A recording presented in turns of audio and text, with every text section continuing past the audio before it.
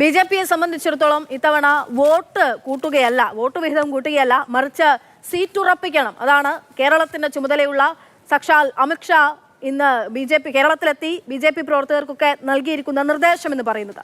K സുരേന്ദ്രന് വിജയ സാധ്യതയുള്ള seat നൽകുമെന്ന് പറയുന്നു രാജീവ് ചന്ദ്രശേഖർ. വട്ടിയൂർക്കാവിൽ ആര് മത്സരിക്കണമെന്ന് തീരുമാനിച്ചിട്ടില്ല. നേമത്ത് താൻ തന്നെയാകും സ്ഥാനാർത്ഥിയെന്നും രാജീവ് ചന്ദ്രശേഖർ പറഞ്ഞു. വട്ടിയൂർക്കാവിലായിരിക്കോ സാധ്യത കെ സുരേന്ദ്രന്? അല്ല, അങ്ങനെ ഞാനല്ല തീരുമാനിക്കേണ്ടത്. എല്ലാ സീറ്റും ഞങ്ങൾ വിന്നബിലിറ്റി നോക്കി തീരുമാനിക്കും, കാൻഡിഡേറ്റ് തീരുമാനിക്കും.